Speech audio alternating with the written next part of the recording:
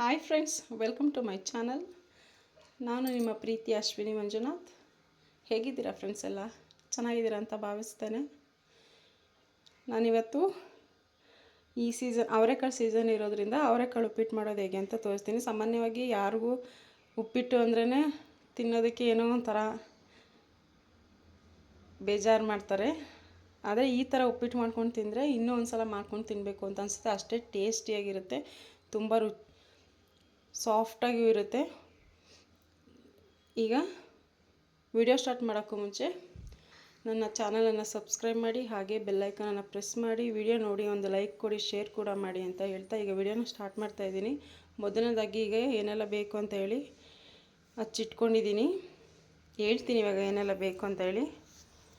ಮೊದಲನೇದಾಗಿ ನಾನು ಇದರಲ್ಲಿ 1 ಕಪ್ ಅವರೆಕಾಳು ತೊಗೊಂಡಿದ್ದೀನಿ, 4 ಈರುಳ್ಳಿ ಮೀಡಿಯಮ್ ಸೈಜ್ ಈ ಥರ ಕಟ್ ಮಾಡಿದ್ದೀನಿ, ಮತ್ತು 1 ಟೊಮೆಟೊ, ಒಂದು 5 ರಿಂದ 6 ಹಸಿಮೆಣಸಿನ್ಕಾಯಿ, 1 ಬದನೆಕಾಯಿ ನೀರಲ್ಲಿ ಹಾಕ್ಕೊಂಡಿದ್ದೀನಿ, 1 ಕಟ್ ಸಬ್ಬಸಿಗೆ ಸೊಪ್ಪು, ಸ್ವಲ್ಪ ಕೊತ್ತಂಬರಿ, ಮತ್ತು 1 ಆಲೂಗೆಡ್ಡೆ, ಒಂದು 5-6 ಬೀನೀಸ್, 1 ಕ್ಯಾರೆಟ್, ಹಾಗೆ ರುಚಿಗೆ ತಕ್ಕಷ್ಟು ಉಪ್ಪು, ಮಾಡಲಿಕ್ಕೆ ಎಣ್ಣೆ, ಅರ್ಧ ಟೀ ಸ್ಪೂನಷ್ಟು ಸಾಸಿವೆ, ಅರ್ಧ ಟೀ ಸ್ಪೂನ್ ಜೀರಿಗೆ, ಹಾಗೆ ನಾರ್ಮಲ್ ರವೆ ಇದರಲ್ಲಿ 1.5 ಕಪ್ ತೊಗೊಂಡಿದ್ದೀನಿ. ಈಗ ನೆಕ್ಸ್ಟ್ ಮಾಡೋದು ಹೇಗೆ ಅಂತ ತೋರಿಸ್ತೀನಿ ನಾನು. ಮೊದಲನೇದಾಗಿ ನಾನು ಇದೆಲ್ಲ ಫ್ರೈ ಮಾಡ್ಕೋಬೇಕು ಆಯಿಲಲ್ಲಿ. ಒಂದು 100 ಗ್ರಾಮ್ ಎಣ್ಣೆ ಹಾಕ್ಕೊಳ್ತಾ ಇದ್ದೀನಿ. ಉಪ್ಪಿಟ್ಟಿಗೆ ಎಣ್ಣೆ ಜಾಸ್ತಿ ಇದ್ದರೆ ತುಂಬ ಚೆನ್ನಾಗಿರುತ್ತೆ. ಆದ್ದರಿಂದ ಉಪ್ಪಿಟ್ಟಿಗೆ ಬಿಸಿನೀರು ಹಾಕೋದು, ನಾನು ತಣ್ಣೀರು ಹಾಕೋದಿಲ್ಲ, ಅದಕ್ಕೆ ಬಿಸಿನೀರು ಕಾಯ್ಲಿಕ್ಕೆ ಇಡ್ತಾಯಿದ್ದೀನಿ. ನಾವು ಯಾವ ಕಪ್ಪಲ್ಲಿ ರವೆ ತೊಗೊಂಡಿದ್ದೀವಿ ಅದೇ ಕಪ್ನಲ್ಲಿ ಡಬಲ್ ಮಾಡಿ ನೀರು ಹಾಕ್ಕೊಬೇಕು. ನಾನು ಒಂದೂವರೆ ಕಪ್ನಷ್ಟು ರವೆ ತೊಗೊಂಡಿದ್ದೀನಿ. ಇದಕ್ಕೆ 3 ಗ್ಲಾಸ್ ನೀರು ಹಾಕ್ಕೊಂಡಿದ್ದೀನಿ. ಇವಾಗ ನೆಕ್ಸ್ಟ್ ಎಣ್ಣೆ ಕಾದಿದೆ. ಮೊದಲನೇದಾಗಿ ಸಾಸಿವೆ ಹಾಕ್ಕೊಳ್ತಾ ಇದ್ದೀನಿ. ಸಾಸಿವೆ ಸಿಡಿದಿದೆ, ಜೀರಿಗೆ ಹಾಕ್ಕೊಳ್ತಾ ಇದ್ದೀನಿ. ನೆಕ್ಸ್ಟ್ ಹಸಿಮೆಣಸಿನ್ಕಾಯಿ, ನೆಕ್ಸ್ಟ್ ಈರುಳ್ಳಿ,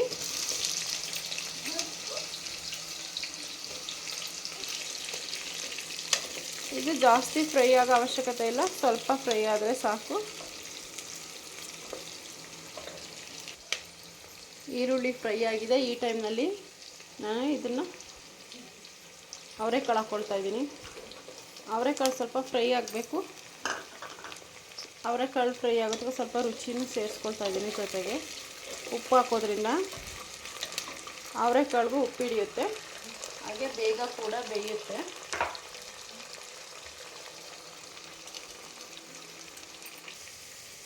ಇವಾಗ ಅವರೆಕಾಳು ಫ್ರೈ ಆಗಿದೆ. ನೆಕ್ಸ್ಟ್ ಟೊಮೆಟೊ ಹಾಕ್ಕೊಳ್ತಾ ಇದ್ದೀನಿ. ಟೊಮೆಟೊ ಸಾಫ್ಟ್ ಆಗೋವರೆಗೂ ಫ್ರೈ ಮಾಡ್ಕೊಳ್ಬೇಕು.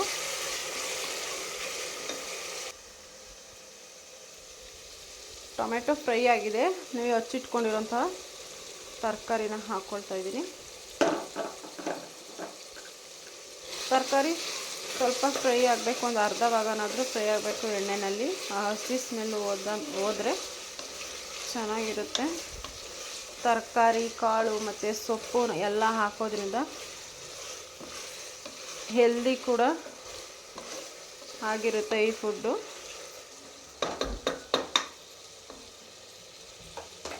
ನಾನು ಈ ಟೈಮ್ನಲ್ಲಿ ಬದನೆಕಾಯಿ ಹಾಕ್ಕೊಳ್ತಾ ಇಲ್ಲ. ಏಕೆ ಅಂತಂದರೆ ಬದನೆಕಾಯಿ ಹಾಕೋದ್ರಿಂದ ಬೇಗ ಸಾಫ್ಟ್ ಆಗಿಬಿಡುತ್ತೆ ಬದನೆಕಾಯಿ, ಆಮೇಲೆ ತಿನ್ನಲಿಕ್ಕಷ್ಟು ಸಿಗೋದಿಲ್ಲ. ಅದಕ್ಕೋಸ್ಕರ ನಾನು ಇದೊಂದು ಅರ್ಧ ಬಾಯ್ಲ್ ಆದಮೇಲೆ ಆಮೇಲೆ ಹಾಕ್ಕೊಳ್ತೀನಿ.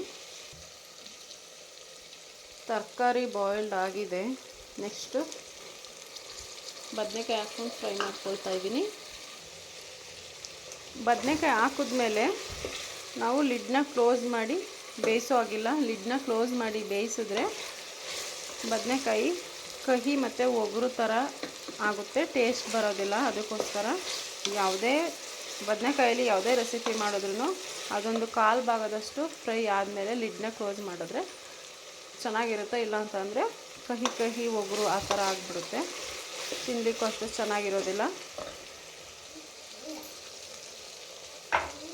ಹಾಗೆ ಈ ಟೈಮ್ನಲ್ಲಿ ಉಪ್ಪು ಹಾಕ್ಕೊಳ್ತಾ ಇದ್ದೀನಿ. ತರಕಾರಿಗಳೆಲ್ಲ ಉಪ್ಪಿಡಿಬೇಕು. ಇವಾಗಲೇ ಉಪ್ಪಿಟ್ಟಿಗೆ ಎಷ್ಟು ಬೇಕೋ ರುಚಿ ಅಷ್ಟು ಉಪ್ಪು ಹಾಕ್ಕೊಳ್ತಾ ಇದ್ದೀನಿ. ಲಾಸ್ಟಲ್ಲಿ ನೋಡಿ ಹಾಕ್ಕೊಳ್ಬೇಕು. ತರಕಾರಿ ಕಾಳುಗಳೆಲ್ಲ ಫ್ರೈ ಆಗಿದೆ. ಇವಾಗ ಸಬ್ಸಿಗೆ ಸೊಪ್ಪು ಹಾಕ್ಕೊಂಡು ಫ್ರೈ ಮಾಡ್ಕೊಬೇಕು. ಫ್ರೈ ಮಾಡ್ಕೊಳ್ತಾ ಇದ್ದೀನಿ ನಾನು. ಇವಾಗ ಸಬ್ಸಿಗೆ ಸೊಪ್ಪು ಜಾಸ್ತಿ ಹೊತ್ತೇನು ಫ್ರೈ ಮಾಡೋ ಅವಶ್ಯಕತೆ ಇಲ್ಲ, 1 ನಿಮಿಷ ಹೀಗೆ ಮಾಡಿದರೆ ಸಾಕು, ಅದು ಬೇಗ ಫ್ರೈ ಆಗಿಬಿಡುತ್ತೆ. ನೀವು ನೋಡ್ತಾ ಇರ್ಬೋದು, ಇವಾಗ ಸಬ್ಸಿಗೆ ಸೊಪ್ಪು ತರಕಾರಿ ಎಲ್ಲ ಒಂದು 60% ಫ್ರೈ ಆಗಿದೆ. ಈ ಟೈಮಲ್ಲಿ ನಾನು ಏನು ಕಾಯಿಸಿಟ್ಕೊಂಡಿದ್ದೀನೋ ಬಿಸಿನೀರು, ಅದನ್ನು ಇವಾಗ ಆ್ಯಡ್ ಮಾಡ್ತಾಯಿದ್ದೀನಿ.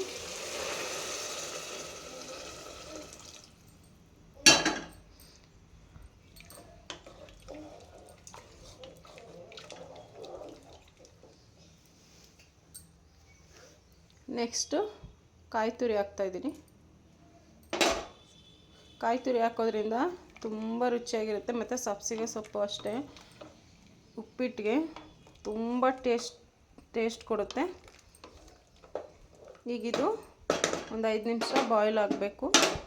ಲಿಡ್ನ ಕ್ಲೋಸ್ ಮಾಡಿ ಬಾಯ್ಲ್ ಮಾಡಲಿಕ್ಕೆ ಇಡ್ತಾಯಿದ್ದೀನಿ. ನೆಕ್ಸ್ಟ್ ನಾನು ರವೆನ ಹುರ್ಕೊಳ್ಬೇಕು. ರವೆನ ಹುರ್ಕೊಳ್ತಾ ಇದ್ದೀನಿ. ಈ ರವೆ ನೀಟಾಗಿ ಡ್ರೈ ರೋಸ್ಟ್ ಆಗಬೇಕು, ಮತ್ತು ಕಲರಿಂಗ್ ಕೂಡ ಚೇಂಜ್ ಆಗುತ್ತೆ, ಲೈಟಾಗಿ ಕಲರ್ ಚೇಂಜ್ ಆಗುತ್ತೆ. ಇದು ಅಲ್ಲಿ ತನಕ ಹುರ್ಕೊಳ್ಬೇಕು. ಮೀಡಿಯಮ್ ಟು ಹೈ ಫ್ಲೇಮ್ ಆ ಟೈಪಲ್ಲಿ ಹುರ್ಕೊಬೇಕು ರವೆನ.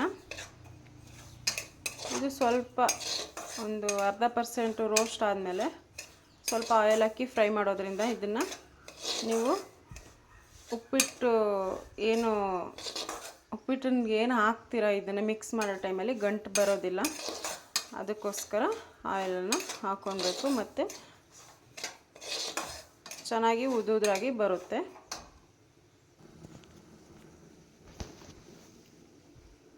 ಒಂದು 1/2 ಟೀ ಸ್ಪೂನಷ್ಟು ಆಯಿಲ್ ಹಾಕ್ತಾಯಿದ್ದೀನಿ. ಇದನ್ನು ನೀಟಾಗಿ ರೋಸ್ಟ್ ಮಾಡ್ಕೊಳ್ಬೇಕು. ರೋಸ್ಟ್ ಮಾಡಲಿಕ್ಕೆ ಒಂದು 2-3 ನಿಮಿಷ ಬೇಕಾಗುತ್ತೆ. ಫ್ರೆಂಡ್ಸ್, ಇದು ರೋಸ್ಟ್ ಆಗಿದೆ, ನೀವು ನೋಡ್ತಾ ಇರ್ಬೋದು. ನಾನು ಮೊದಲೇ ರೋಸ್ಟ್ ಮಾಡೋಕ್ಕೆ ಹಾಕಿರ್ಬೇಕಾದ್ರೆ ವೈಟ್ ಇತ್ತು, ಇವಾಗ ಈ ಕಲರ್ ಇದೆ, ಲೈಟು ಗೋಲ್ಡ್ ಕಲರ್ ಬಂದಿದೆ. ಈ ಥರ ಬರೋ ತನಕ ಹುರ್ಕೊಳ್ಬೇಕು. ಹಾಗೆ ಪರಿಮಳ ಕೂಡ ತುಂಬ ಚೆನ್ನಾಗಿರುತ್ತೆ. ಫ್ರೆಂಡ್ಸ್, ಇದು ತರಕಾರಿ ಕಾಳುಗಳೆಲ್ಲ ಚೆನ್ನಾಗಿ ಸಾಫ್ಟಾಗಿ ಬೆಂದಿದೆ. ಈ ಟೈಮ್ನಲ್ಲಿ ನಾವಿಲ್ಲಿ ಹುರಿದಿಟ್ಕೊಂಡಿದ್ದೀವಲ್ಲ ರವೆ, ಇದನ್ನು ಆ್ಯಡ್ ಮಾಡಬೇಕು. ನಾನು ಇವಾಗ ಮಿಕ್ಸ್ ಮಾಡೋಕ್ಕೆ ಹಾಕ್ಕೊಳ್ತಾ ಇದ್ದೀನಿ. ನೀವು ನೋಡ್ತಾ ಇರ್ಬೋದು. ಮಿಕ್ಸ್ ಮಾಡೋ ಟೈಮಲ್ಲಿ ಫ್ಲೇಮ್ನ ಮೀಡಿಯಮ್ ಫ್ಲೇಮಲ್ಲಿ ಇಟ್ಕೊಂಡು ಈ ಥರ ಮಿಕ್ಸ್ ಮಾಡ್ಕೊಬೇಕು.